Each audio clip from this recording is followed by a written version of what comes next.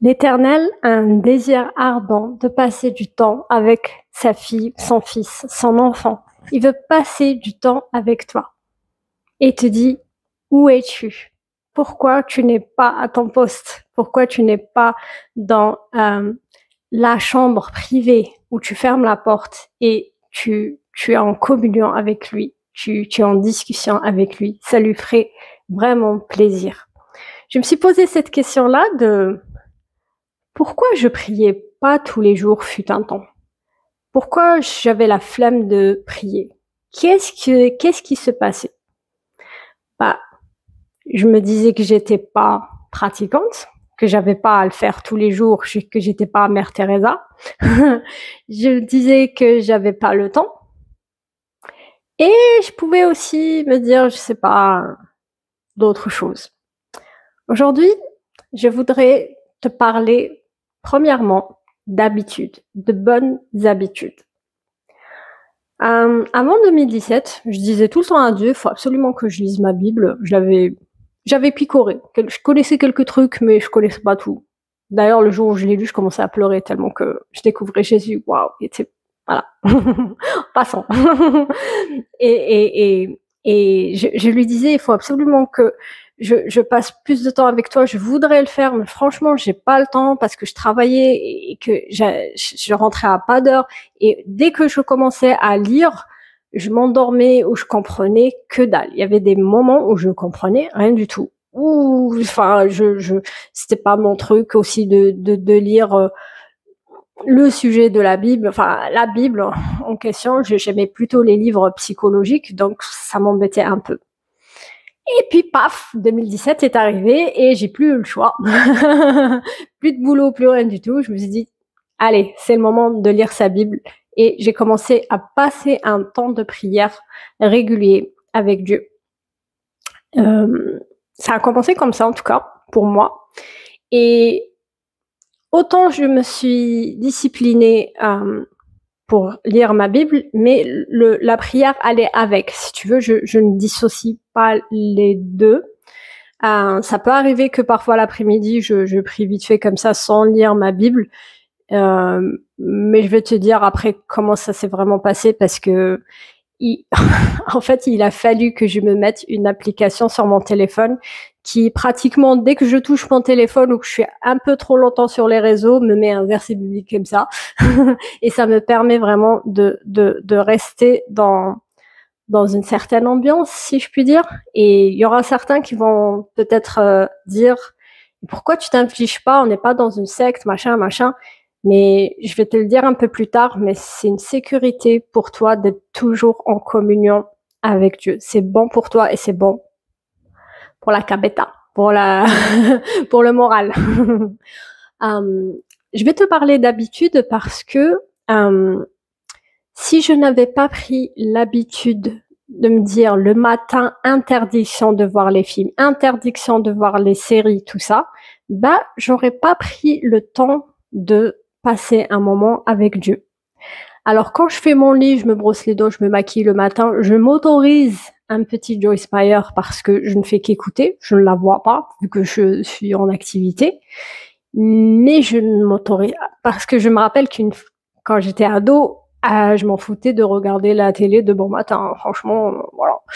Mais je me suis habituée, c'est les habitudes, je me suis autodisciplinée à faire en sorte que le matin, il n'y ait rien, à part café, petit déjeuner, fruits, et mon Dieu, c'est tout. Donc je me prépare, je le fais pas avant de me préparer, parce que si je suis en pyjama, ben, je me rendors, laisse tomber et je me mets en retard. Donc je me prépare, machin, je me lève à une certaine heure, je vais pas vous dire parce que voilà, chacun son rythme aussi. Et voilà, je me prépare. Une fois que j'ai terminé, puis je prends mon café dans mon salon, puis je suis en train de siroter et de lui parler, et je prends un moment pour lire ma Bible, tout ça.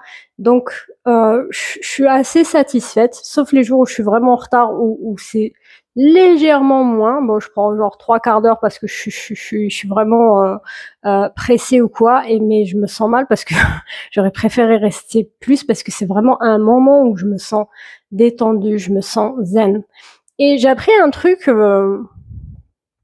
dans les vidéos YouTube que si tu veux prendre une bonne habitude, il faut toujours la coller avec une récompense. Il faut toujours qu'elle soit accolée à quelque chose, une suite.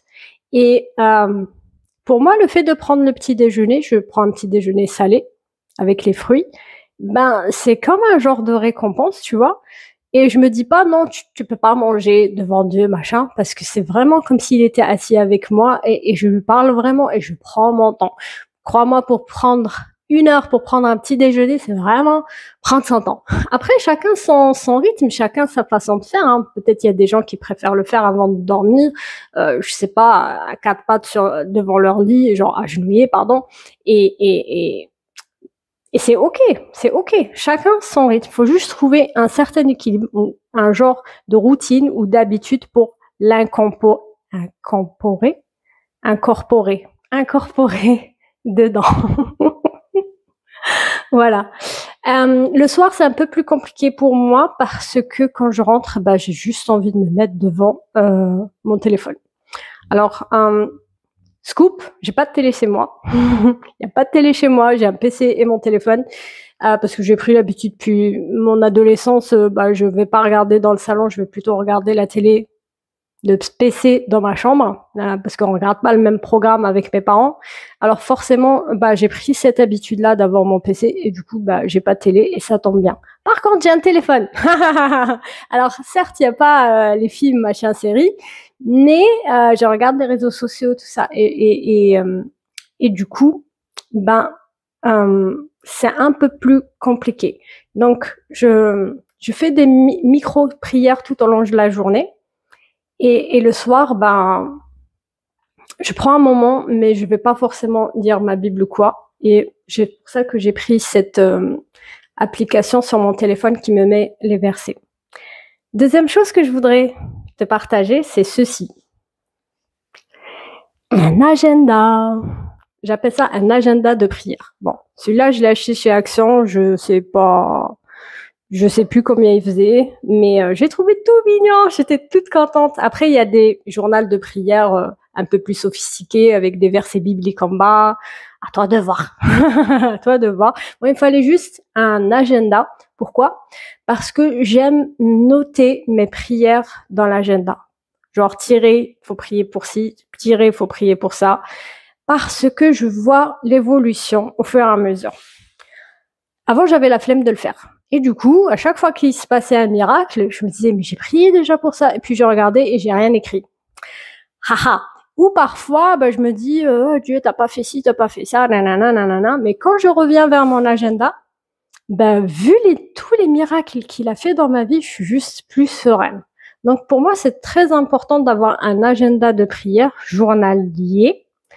Comme ça, tu vois l'évolution, tu vois comment, par exemple, tu pries pour une personne et tu vois les étapes au niveau de la prière. C'était pire, c'est devenu un peu moins pire, c'est devenu meilleur, il y a eu un miracle. Ou c'était pire, il y a eu un miracle et tu vois le genre. Mais au moins, tu sais où tu en es et crois-moi, au niveau de ta foi, ça va te fortifier, ça va vraiment te donner une confiance telle en Dieu et tu le connaîtras mieux aussi. Il y a ça aussi, c'est que c'est pas que tu sauras à quoi t'attendre avec Dieu, mais tu le reconnaîtras dans tellement de choses parce que il y a du vécu derrière. Voilà. Je voulais te partager ça.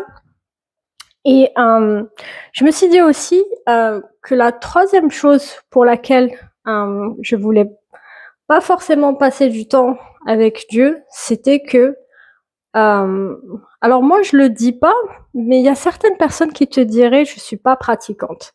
Moi j'aurais juste dit flemme. Mais on va plutôt se poser sur je suis pas pratiquante.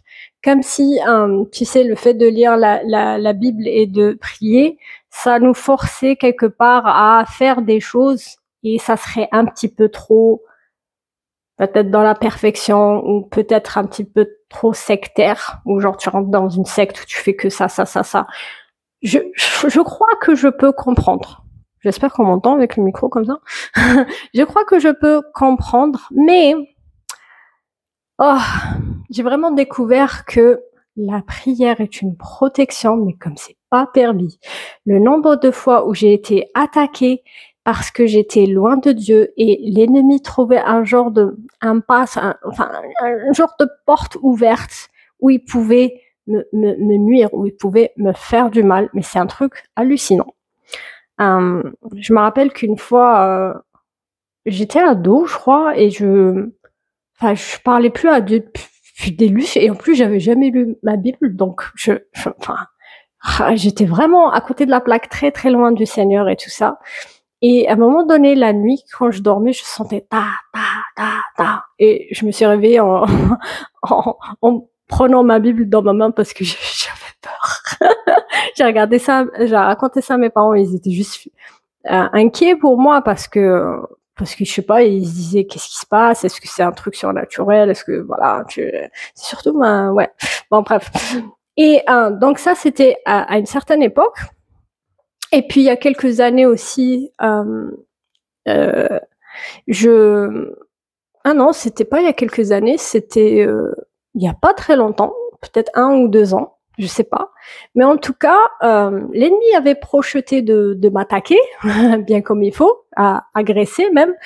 Et je me rappelle être allée à une réunion de prière un mardi soir. Genre, j'étais coutumière, enfin, j'étais habituée à aller à la réunion de prière le mardi soir.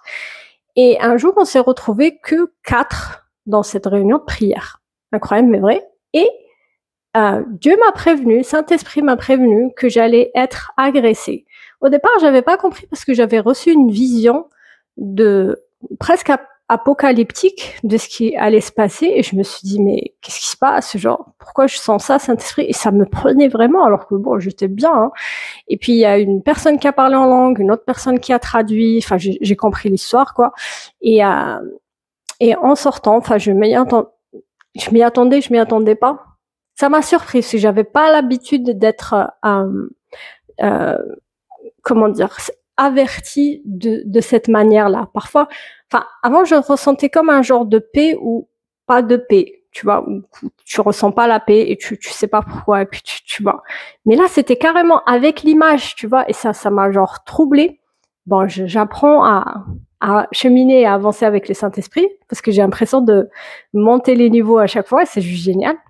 Mais tout ça pour te dire que je pense que si j'avais pas pris cette habitude-là d'aller à la réunion de prière, de prier, c'est pas le lieu, hein, c'est vraiment d'être en prière, ben, le Saint-Esprit, peut-être qu'il aurait pas pu me prévenir parce que je serais pas connectée du tout, tu vois.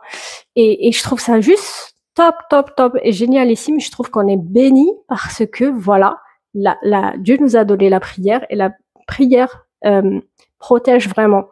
Un jour aussi, j'ai eu un cauchemar où il y avait l'ennemi aussi qui me pourchassait et tout. Et il me fait, c'était une femme, tu continues à prier, hein, tu continues à prier, hein, tu vois.